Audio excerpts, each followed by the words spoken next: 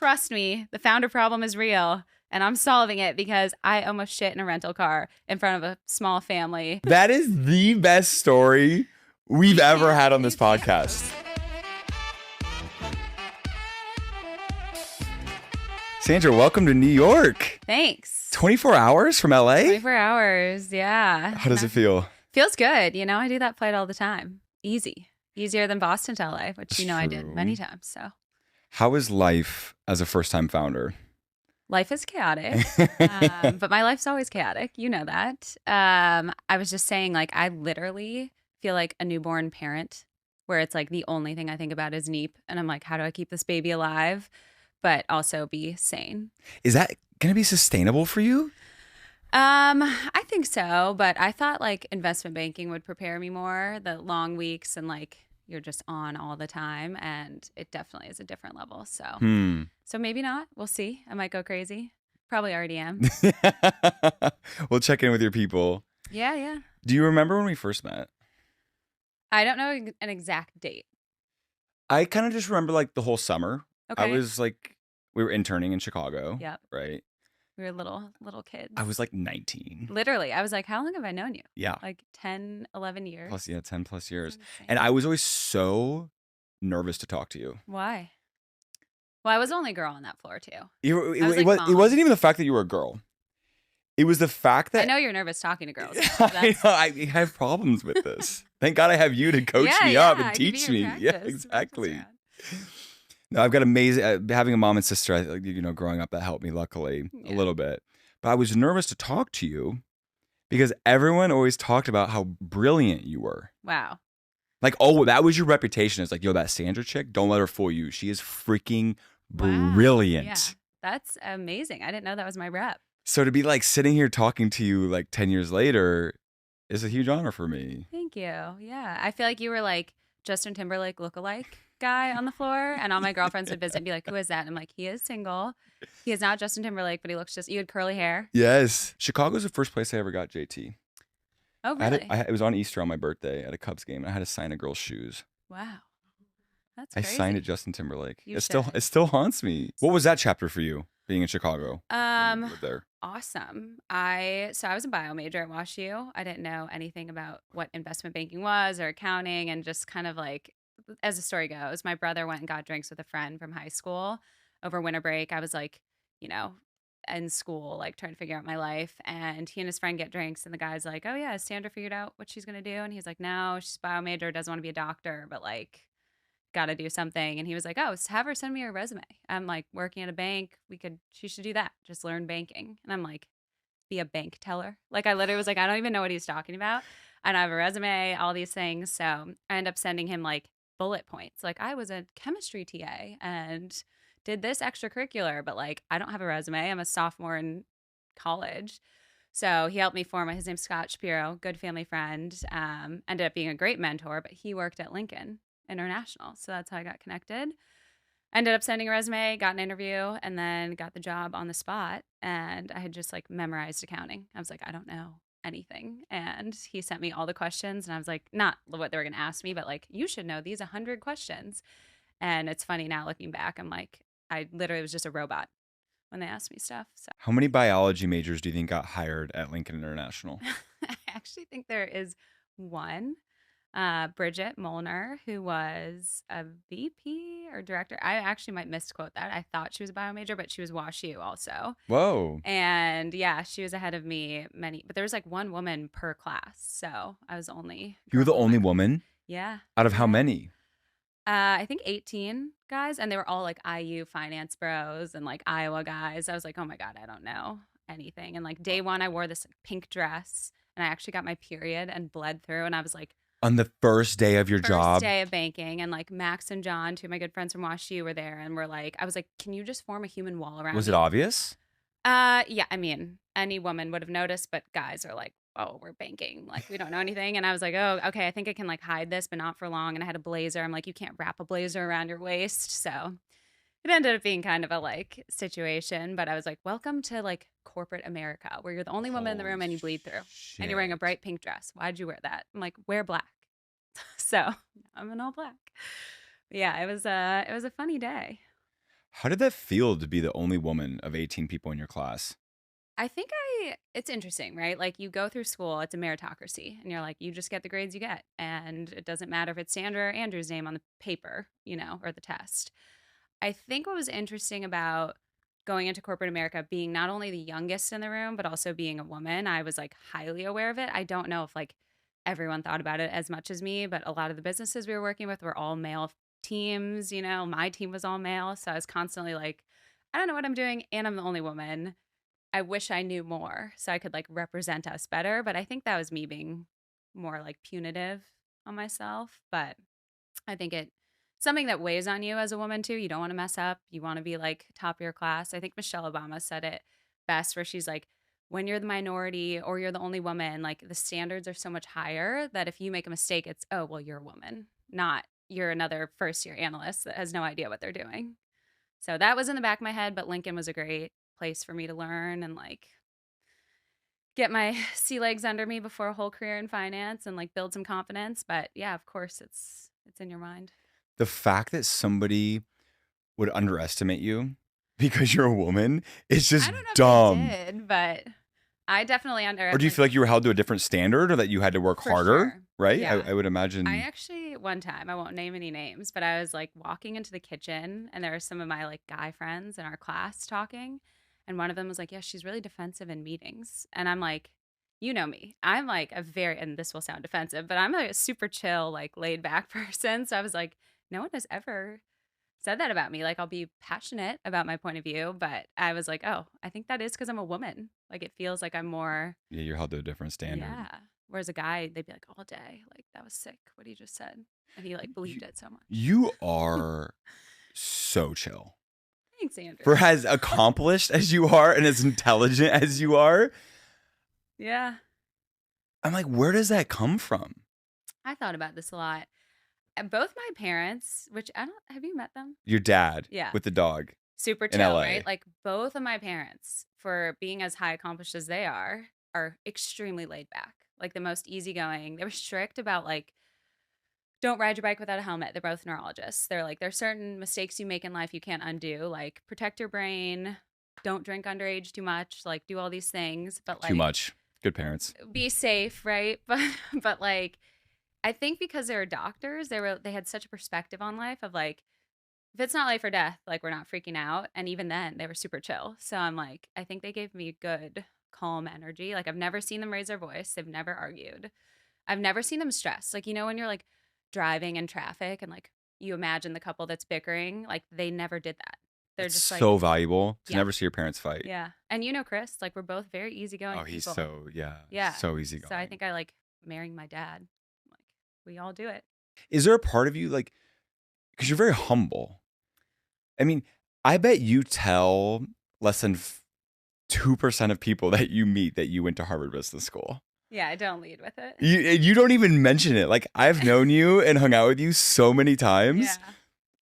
It's not like I don't lead with it because I'm like, it's not like, I actually think it's probably and I don't mean this in any disrespectful way to Harvard or anyone who went there and it's their prize moment. But for me, it was like not the biggest accomplishment in my life. It was amazing to get in, but going and doing it and seeing it for what it was, I was like, oh, I just kind of like traveled, which was great, but I had already done this huge learning curve of like going into banking, going into finance, getting promoted to be a private equity vice president, like things that were really like felt like 10xing my life. And then I got to HBS and I kind of was like, that didn't work out every day and like sit in class, maybe get cold called. Like I barely spoke. I was like, if you want to call on me, I'll speak. But like, I'm just enjoying the ride. It was a different experience for me because I was like, I think because I went older too. I was 28 when I went. And I feel like I had so much growth throughout my career. I wasn't really pivoting. I was just like, okay, now you go to Harvard because you got in. But like, while I was there, it was different than I thought it would be, I guess, in some respects. So it wasn't like a 10x experience. In terms of like the friends I made that I feel will be in my life forever, that's 10x. Like I love that idea of like making new friends and like having lifelong kind of people that were at certain chapters in your life. So that for sure. There was a lot where I was like, I'm actually just enjoying learning other people's perspectives, but I don't know that I'm like pushing myself as hard as I did at WashU, for example, where I was like drinking from a fire hose. But there were some classes second year that were cool. It was like I took an AI class and that was amazing, and like a blockchain class. I was like, oh, or a history of the financial system. Things like that were cool because the experts were, or the professors were experts in their field. So everything they were telling you was like stories from, oh, I spoke with the CEO of Palantir and then blah, blah, blah, blah, blah. And here's where it's actually going. And you're like, oh my God, I can't sleep now. Like I'm thinking about all these things. So second year was a bit better than first. Interesting. Yeah. Did you think you'd go to Harvard someday when you were growing up? You know, it's funny that you say that. So, my mom was born in Egypt. I'm half Japanese, half Egyptian. She was born in Cairo. Her dad, who's my giddu, which is what the grandfather is in Arabic, he, like, when they came to this country, was always like, one of you is going to go to Harvard, or one of my grandchildren's going to go to Harvard. Like, that is the immigrant's dream, right? And he was very savvy. He was a doctor, but like super savvy with investing. He actually paid for all of the grandkids' education. He has 9 grandkids on my mom's side, paid for all of our college. I actually didn't use it because I got a full ride at WashU. So I now can use it for HBS, but because I left my job, which they paid. Now they're not going to pay anymore. We can talk about that later. But he was always like, someone has to go to Harvard.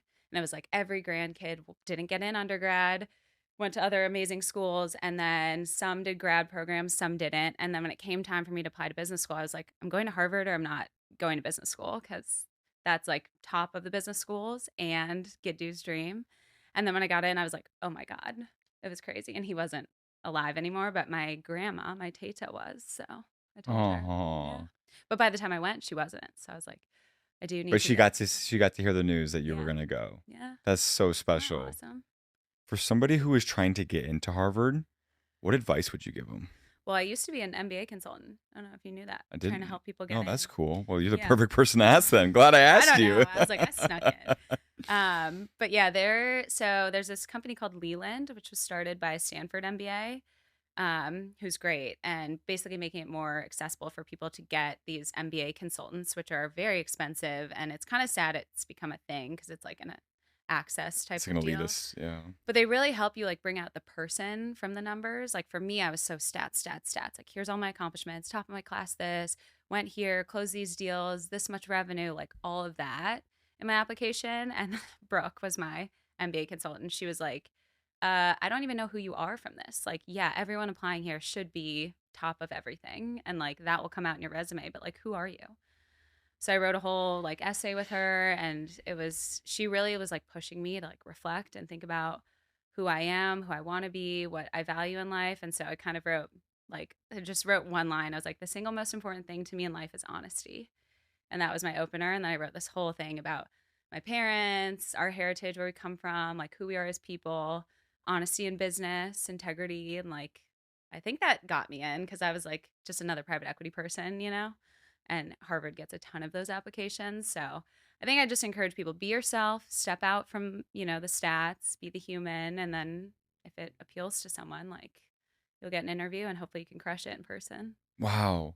Yeah. How did honesty? Why is that so core for you? I think it's my parents, both of them. I thought about like, so my mom is like honest Abe, like so innocent and pure, like not naive. She's been a physician for 35, 40 years. Like she knows people in and out. She's a neurologist. So she's kind of like a psychologist to people too. But she is so good. And it kind of comes from my Giddu, actually, I would say too. Like he's the same, where I think she never like realized that bad stuff happens in the world, or like people could be deceiving or do these things. And like as she's aged, has realized that, but has lived her life where like here's an anecdote I love. She was born in Egypt. So when she came over here, they messed up her birth certificate. So or like they messed it up there. And then when she came here, it's like her license is 2 days off. So it says she's born July 19th. We go to the car wash. I'm like 5 years old, and it's like free car wash on birthday. And like I'm a little toddler. So I'm like, Mom, it's your birthday. But it was July 17th. And she was like, no, my license doesn't say it. And like we go up and I'm like, it's her birthday. And they're like, can we see your license? And she like gives it to them. And she's clearly embarrassed by me because I'm like, it's her birthday, I swear, And she's like, it's a long story. I was like born in Egypt. The birth certificate's off. Like, they get to things when they get to there. And the guy's like laughing. And she's like, it's fine. I'll just pay. And so she paid for the car wash. And I was like huffing and puffing. I was Yeah, you like, were it's her pissed. birthday. So she's that kind of like. Isn't that so interesting that you remember that? Yeah. And I remember I was little and I looked it up because I was like, You're wow. 5. Yeah. Yeah. 5 years old. My dad's more like, I want to be a doctor because it's a noble profession. There's no question of right and wrong. There's no gray area. I run track because it's me versus the clock. Like he is that guy and like very Japanese. I feel like they're very like letter of the law. So both are an interesting mix of like my mom just has this moral compass. My dad's like structured in a way. And so I think it was very obvious that that would be something I would care about. And like I could never, I'm a bad liar. I feel like I need to be better because some things don't matter. Right. Like, but yeah, it's. I think it's so healthy though. You'll live a long life. Yeah. Herb Wilson, one of my best mentors, I was like, he was 92 and just crushing it. And I was like, how are you doing this? He's like, because I don't lie. If you lie, it exhausts you because then you have to try to remember who you, like what you told to who. Yeah. I find so just have a clean slate. Clean slate, clean conscience. Like, you know, I tell you, I'm not a super religious person, but I have this faith in like the good of people and things and my actions. And like, can I put my head on the pillow at night and go, I was good. I did the right things. I feel like I added value, or was I like a piece of shit that was lying and deceiving? Like that, I couldn't. Like it would eat me alive, truly. Wow. You started the first protein gel ever made. Which is badass. It's called Neep and it has 20 grams of protein. Does that stem from like your athletic background? It was born out of an athletic need, but I think what I realized is I am an on-the-go person who values efficiency in everything I do. Like I was such a procrastinator in school because I was like, what's the maximum or minimum amount of time I need to learn this and to get the highest grade? So I'm always like optimizing. And I used to be a distance runner, so I'd run a lot and eat the gels. What kind of distances? Nothing crazy. I would say post college, I really like during banking, it was stressful. So I'd like go run 10 miles and then come back and like whatever I was feeling that day. I was like run for an hour, run for 90 minutes, run for 30 minutes. So nothing wild, but like did marathons, did half marathons, you know. Chicago Marathon's coming up. Yeah, it's We're the dating flattest, now. I think it's this weekend. marathon. And I think it goes into, or no, I think the St. Louis one goes into 2 states. Okay. Don't check me on that, but we won't fact check that. Chicago's flat, so you can go fast, which is cool. And it's fun. But I ran New York in 2018 and I was injured. So I shouldn't have done it, but I'd raised all this money for UNICEF and I was like, honest Abe, I raised all this money. I need to do this, even though I should not have done it. So I had cartilage damage from overuse in my knees. And it was because I switched from banking to private equity. I was on a deal, sitting a ton, didn't know about strength training, never stretched, and would just go run and then sit and run and sit and then go to the bars, meet you out. You know, like I was just chaos as always. So I remember starting the run and my dad was there to cheer me on, who's a big marathoner, you know, and like. How many's he done, do you think? He has done 27 maybe more, and he's fast. He's like still faster than me, and he's 68 maybe.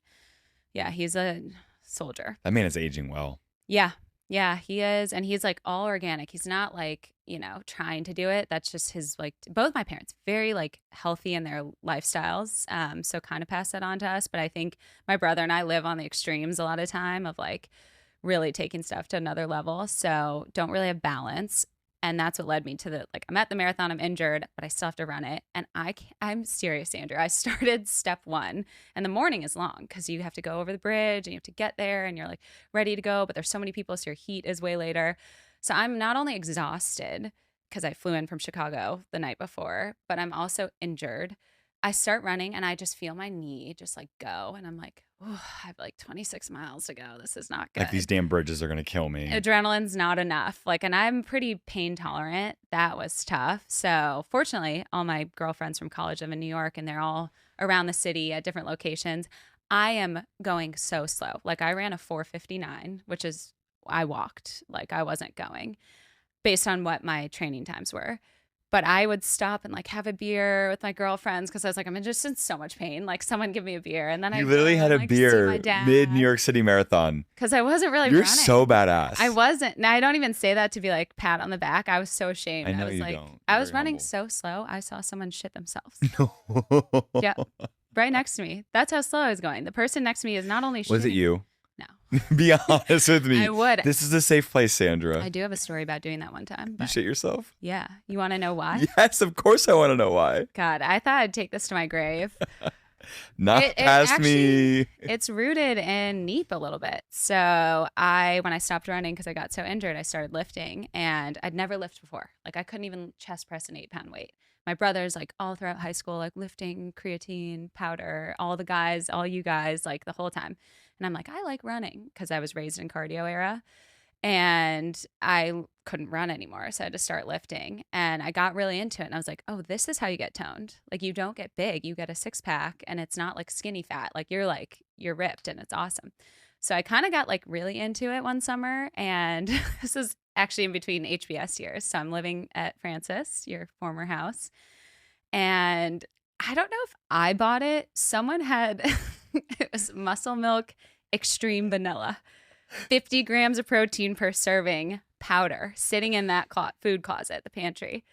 And I just done a workout, and I'm not like CrossFitting. I'm doing nothing that needs to have 50 grams of protein per serving, let alone whatever that was in there. But I'm like, I'm bulking. Like, I'm like getting shredded. So I take a scoop of it and like put it in a thing. Think nothing of it. It was Marty's birthday, Chris's roommate, one of our good friends. And he knows this story, actually. I was going to say, I don't know if he's finding out now, but I went to go pick up his birthday cake. So I go out to WeHo. I pick up the cake because Chris was at work. And I'm talking to my mom on the phone. I talk to her all the time. And as I'm driving, I'm in WeHo. There's like nowhere to pull over. It's chaos. There's no like easy access, park here, maybe, go into a storefront. It's chaos. I'm like, oh my God, Mom, I gotta go. I'm about to shit my pants. And she was like, what? And I was like, what? I don't know. Just stop talking. And like, I'm at the point where I'm clenching so hard. My foot is like accelerating into people.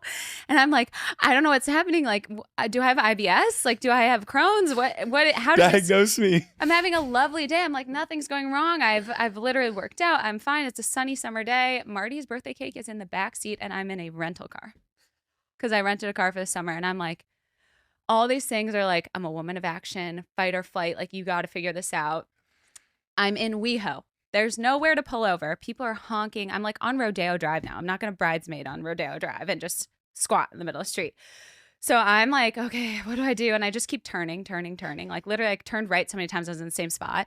But I got to the Century City Mall parking lot, which, if you've ever been there, is extremely well lit and extremely populated for a mall parking lot. It doesn't make any sense. I grab a ticket, speed through. I'm like, okay, I can get to a bathroom. But the problem is, this is a sprawling mall and there's no obvious bathroom. It's not like a St. Louis Galleria where you walk in, it goes restrooms, Dillard's, food court. Like, Century City Mall is like, I can't even find the movie theater when I know where it is. So I'm in this parking structure in a rental car, and Marty's birthday cake is in the back seat, and there's a family getting into an SUV right next to me, and I'm in jean shorts. So I'm like, oh God, this is so bad. I'm literally, if I move, I will shit.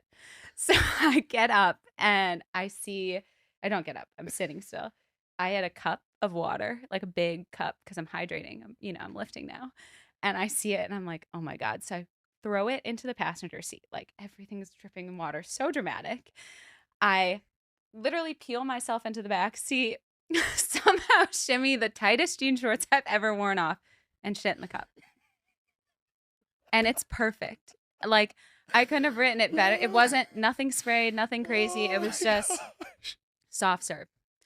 And I am staring out, literally now I'm staring out at this family. It's just like a little toddler getting buckled into her little seat. And I'm like an animal that's like ashamed of something, like I'm in the back, like, oh my God. So I'm just sitting. Don't look at me. I don't know what to do with this cup. I'm not dressed. I'm like so vulnerable.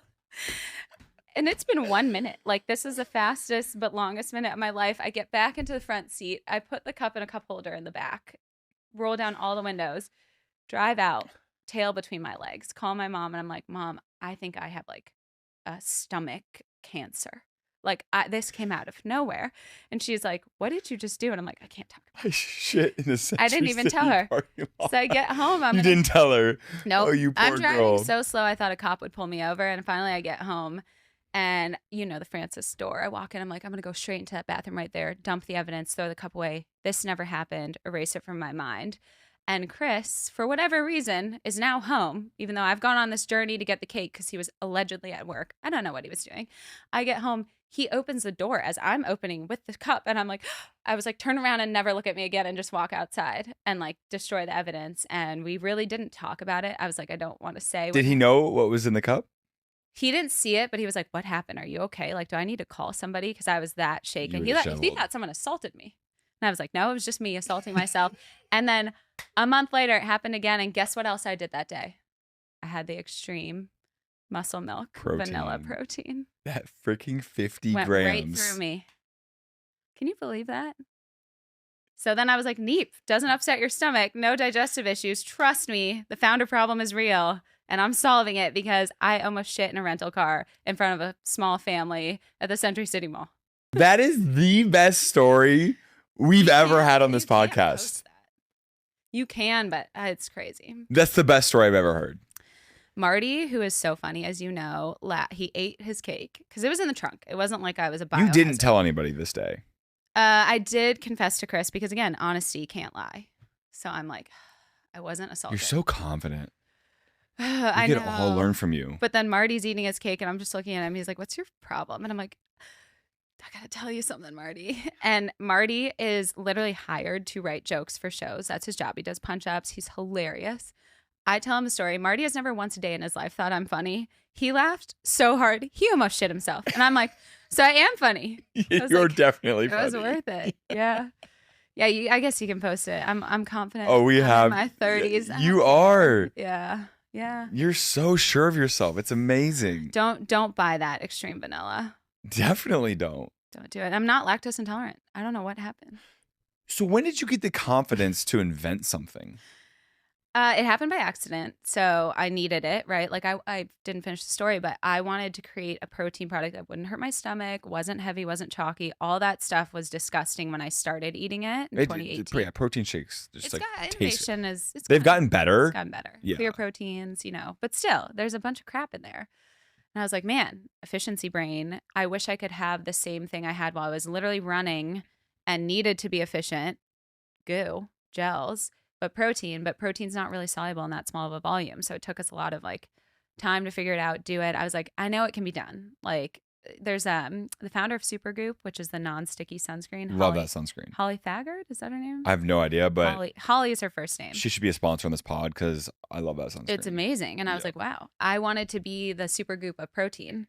So I was like, I guess I do have to invent something because it's not out there, but it wouldn't have been my wish. Like there are days where it's so hard and I'm like explaining it to people and it's like, it's a functional product, like I wanted it to be super clean, just protein. Well, I can't make that taste like a cup of rainbows for you. Like that's something where it's an acquired taste. There's some stuff, we have to work through to keep it clean and good and functional, which being the bio major daughter of physicians I want that. And having shit myself, I'm like, I don't want that for people. So I want to make something that works. So I think it's something that I did out of a need that it would have been easier to sell t-shirts, for example, or anything else. But it's crazy. I'm like, I'm an inventor. I never thought. I'm ignorant about this. Do you have to get a patent on that or can? So with food, it's tough because if you get a patent, you have to disclose the formulation. So I had a patent and there's this period, a 1-year period of a provisional patent where you don't have to file it. Just other patent lawyers know it's out there. But if you go public, you do.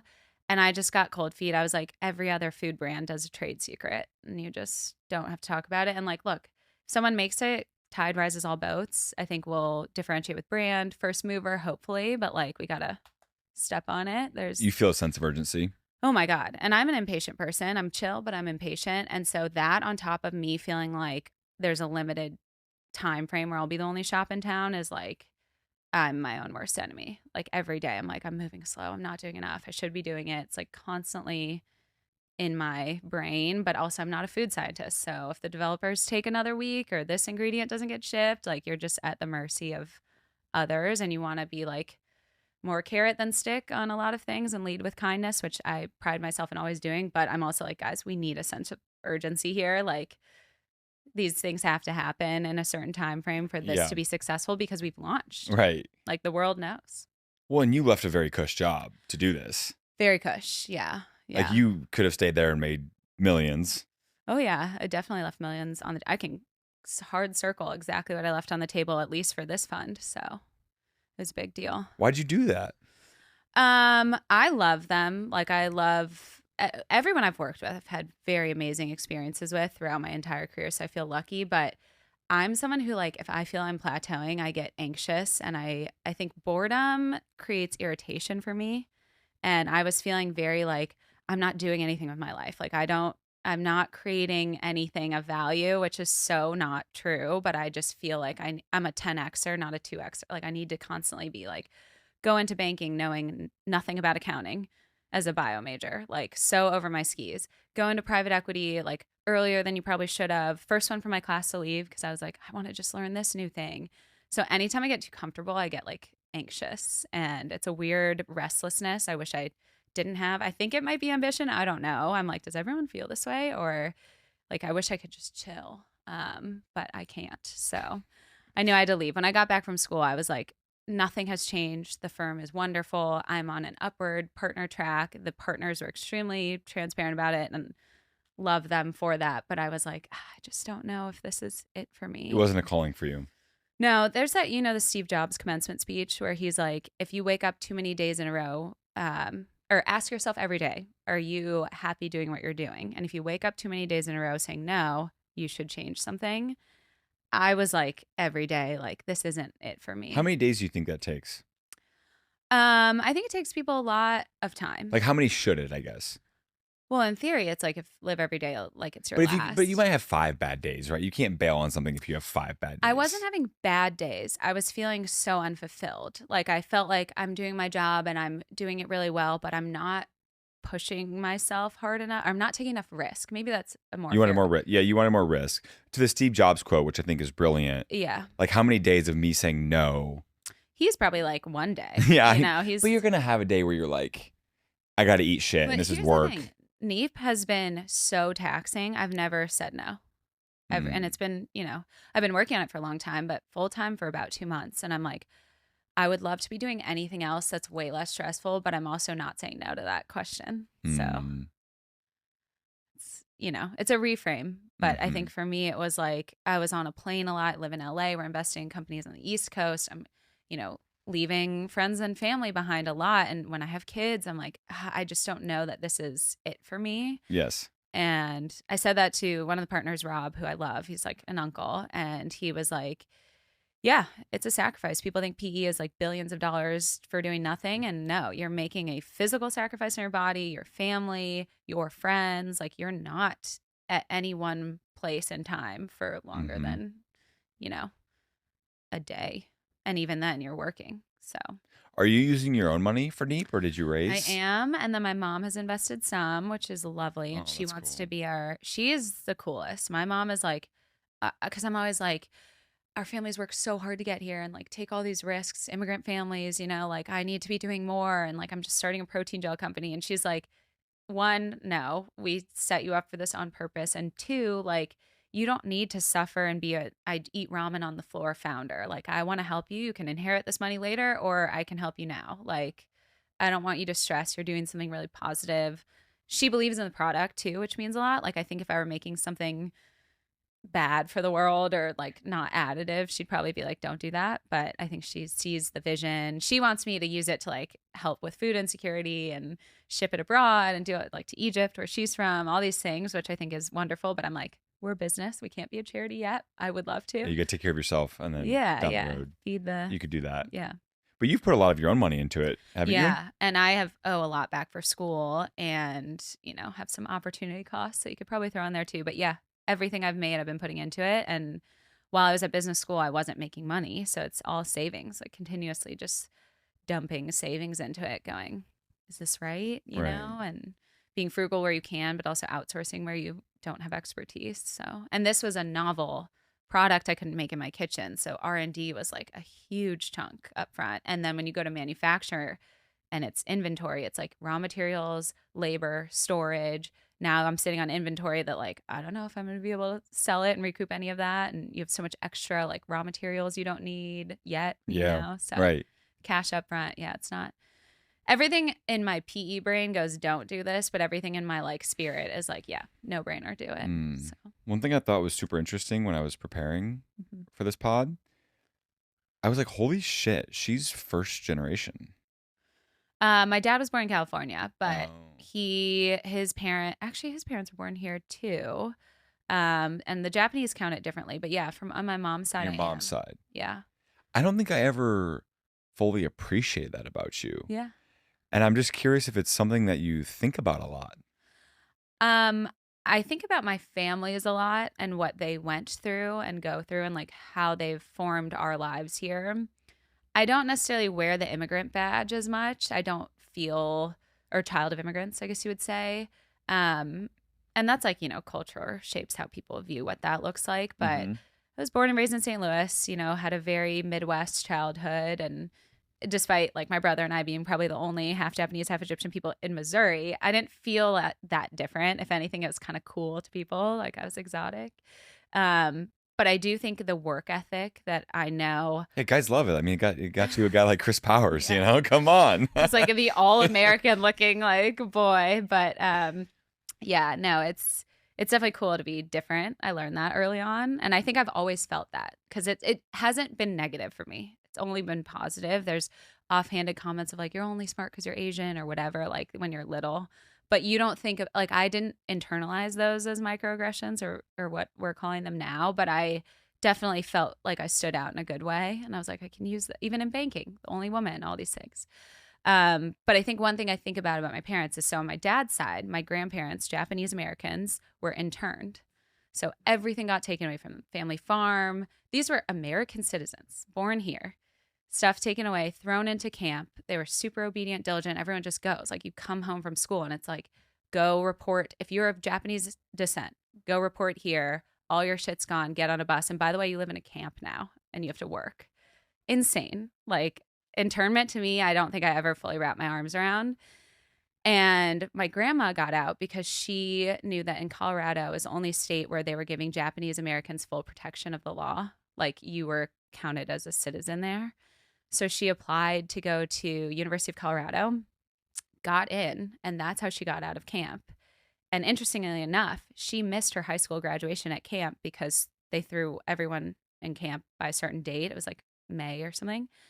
And everyone was petitioning, let Hida go to graduation, let her walk, and they wouldn't.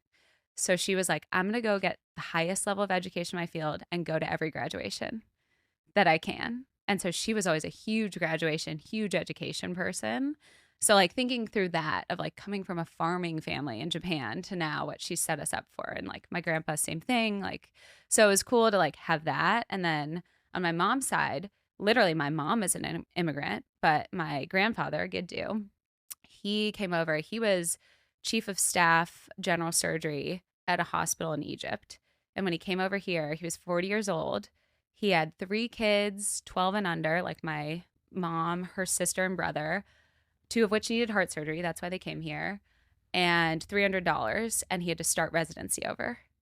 And so Had to get he recertified. get recertified. And he chose anesthesiology because it's like the easiest one to do, or at the time was coming from general surgery. Does that, is working like literally. I sent you that letter my mom sent me when I was like, oh, I don't know if I like cut out for this. And it was like Giddu's letter of him working like 128-hour weeks. I'm going to read it. No exaggeration. Banking, I say I work 100-hour weeks. Like we goof off. We're not working the whole time. Like he was literally working 18-hour days. Insane, while having 3 kids and $300 in his pocket to then become a doctor to now pay for all of our education. Like just cool stuff. I'm going to read this letter because clearly it's shaped you a lot.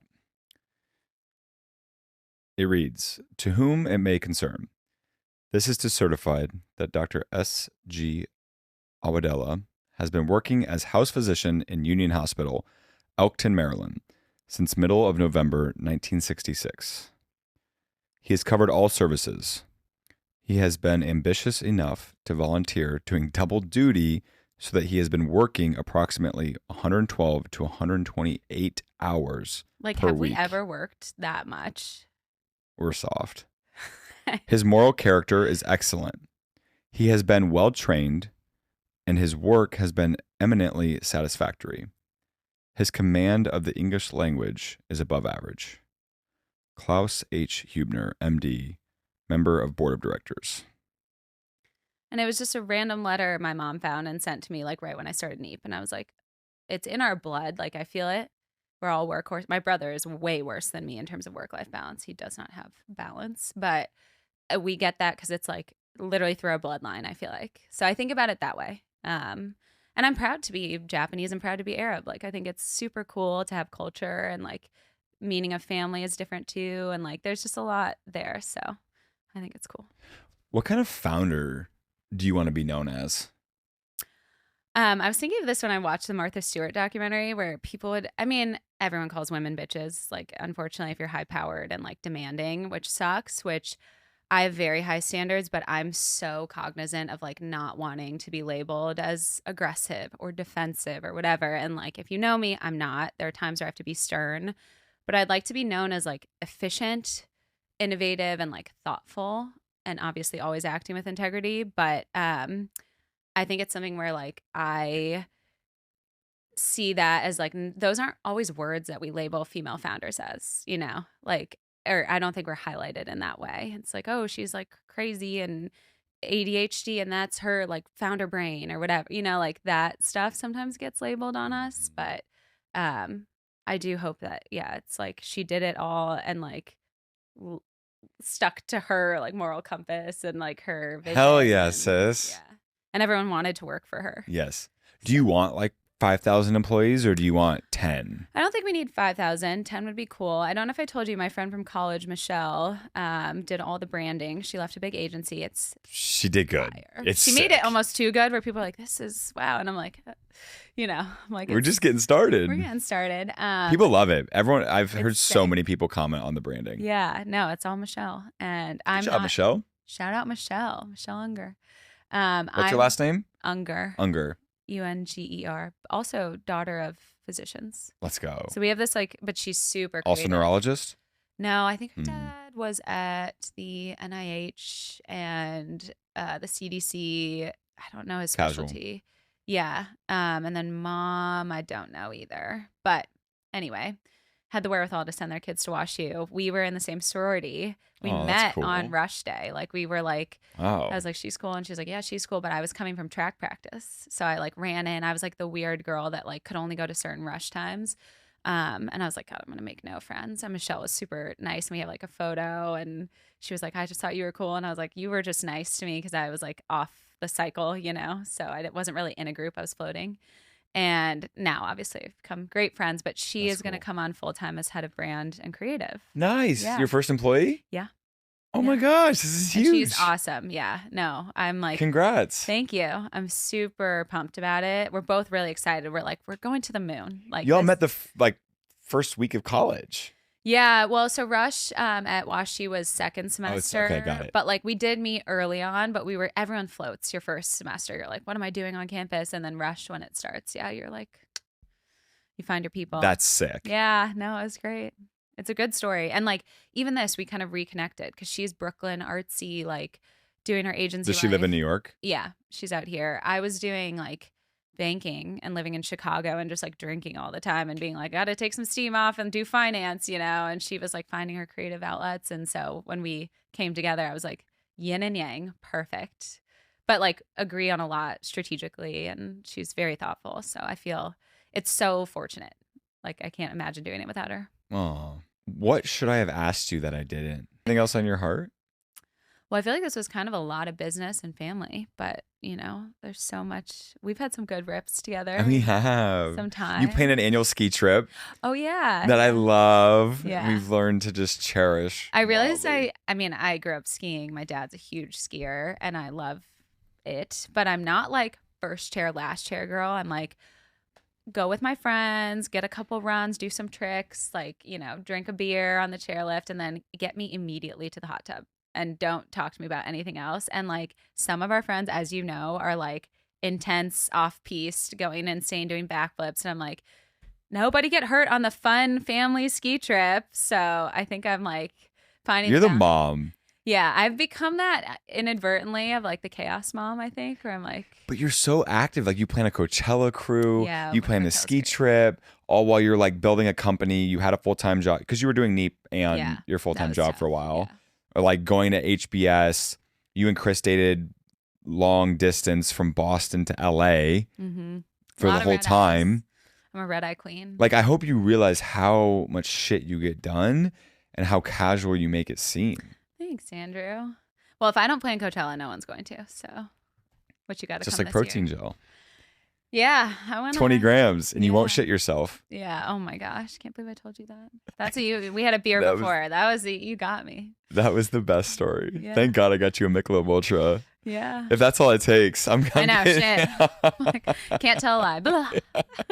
Yeah. Any other good stories in there? So many good stories. Not safe for the Please, it's Friday night in New York City. Are you kidding me? I know. Now's the time, Sandra. Actually, I do have a story, but I don't know if the IRS is going to come after me. Oh, well, let's find out. So I didn't know any of this, by the way, but I love gambling but like casino, specifically the Bellagio Casino in Vegas. And Chris is like plays blackjack and like does his sports betting. But we went out there. He is a hockey podcaster, and then the NHL had the draft. I think I should know this. There was something. So I go meet him, and I had just signed a statement of work to get the first iteration of Neep made by this guy who ended up not working out. It was like a food scientist off Upwork. So it was $3,000. But when you're making no money and you're over the summer, I'm like, oh man, $3,000. Okay, like pay it to him. So I pay the guy. And then jet out to Vegas with Chris, let off some steam. I'm like, hey, let's go to the craps table. Like, I love playing craps with my parents randomly. Let's do it. And he's like, I've never played. So I put down $100. I'm like, okay, here's how you go. You just like kind of bet until you're getting house money. And then when you got scared money, don't make money. So you got to spray and pray. So the table's starting to get hot. And you know Chris, big energy guy. We've had some Red Bull vodkas. He is life of the party. Disco ball, I'm the flashlight. Like, he is out there. And we're going, and like slowly you start to realize like I'm racking up a lot of chips and we're making a lot of money, and we've been there for a long time. And I started with $100, and I'm hitting, like, I hit the one where it was like literally every number. I don't even know what it's called, but like some dude won so much money. He didn't even throw us like $25. No tip? No, it was crazy. All right. Anyway, the night's amazing. All the chips are there. And then it's like about to get to my roll, and some guy bets with the house. And I'm like, oh no, my dad always said, if someone's betting with the house against a table, pick up your chips and leave. So I did. I was like, Chris, we got to go. And he's like, no, it's so hot. And I'm like, we got to go. We go cash in the chips, $3,000 on the nose. Yeah. Isn't that crazy? And I was like, 100 to $3,000? Yeah. And that was exactly what I just paid the dude to start the company. And I was like, whoa, this counts, I guess, as seed money. Like, go to Vegas and play Vegas is your seed investor. Yeah. So Bellagio, if you want to sponsor Neep. This is sick. Is this the start of something special? I think so. Yeah. Oh my gosh. Yeah. I actually think DJs will really like Neep. Like, it's just on the go. Like, I just always have it in my backpack or my to-go bag. Yeah. Or like when I'm flying. Yeah. I always get very anxious about not having food when I'm flying. Does it tide you over? It does. Yeah. Like, I just flew from Hawaii to New York City this week. Casual. 10-hour flight. You know, we were out there for Outco Valley. It's an entrepreneur summit. Oh, I got to talk to you about You got to come. Yeah. We did Park City in March. Thanks for the invite. I know. I got to get you. It's okay. We'll get you roped in. I don't know if you remember the one I went to in March. It was such a sick crew. Yeah. And so they did their second one in Hawaii. Wow. Dude, they rented out the Four Seasons. Oh my gosh. On Larry Ellison's island. So it was just 50 of us balling out of the Four Seasons. Bunch of 30-year-olds. Someone needs to interview you. No, I prefer this way because you're so fascinating and so inspiring. And I love that people get to learn from you through this. Thank you for giving me the mic. Yeah, of course. Anytime. I've never done a podcast. This is your first? Yeah. Let's go. It's only up from here. Yeah. Wait, I'm so honored to do your first. Thanks. Just want you to know how proud I am of you and for taking a leap with Neep and bringing us something that actually makes a difference, you know, and following your calling. I know that this is obviously what you're going to go very hard on for a long time, but I know it's just one of many things. Thank you. That you're going to accomplish in your life. Until I get restless. And I can't wait to see the 4 kids that come from you and Chris. Can you imagine? They're going to be chaotic. They're going to be insanely Actually, would you talented. Babysit? Can you? I would love to. Like a live-in au pair. No, like I will literally take them for a month. Yeah, go with Uncle Andrew. Yeah. That would be so fun. With Uncle I'm going to take them to Hawaii. Permission to shine. Okay, and this thing needs to blow up. Not enough people know about it. Thank you. Yeah. Seriously, Chris and I talk about it all the time. That means a lot to me. You guys have been so supportive. You took me under your wing in LA. My baby bird. So hard. Aww. Like when I moved there, a big reason of why I felt comfortable moving there is because of you. Andrew, I'm going to cry. I'm serious. That's awesome. Yeah. I mean, I feel that with my friends. I'm like, I would take a bullet for you. And like, you're in Yes. the and I think over the years I've learned like who your real people are. So I feel the same about you in terms of like, you would be there for me. So it was I would literally take that bullet. nothing. Yeah. It was so lovely. I'm so happy that it worked. And I want you to come back. It can be such a lonely city because everyone moves there by So themselves. you don't have a landing pad. Yeah. And you really gave me a lot of confidence in the ability to move there and to be able to thrive there. Oh, So I love you forever for that. Love you too. That's it. Thank you so much for tuning in to Permission to Shine, the podcast dedicated to sharing the most humble, inspiring stories that I know you will love. Again, this is Andrew Nemani. I appreciate you tuning in. As always, please reach out. Please follow on Instagram, on YouTube, on LinkedIn, Spotify, Apple. Leave us your thoughts. Let us know who you want as a future guest or what's your takeaways from this conversation. We'll talk to you soon. Have a great, great week.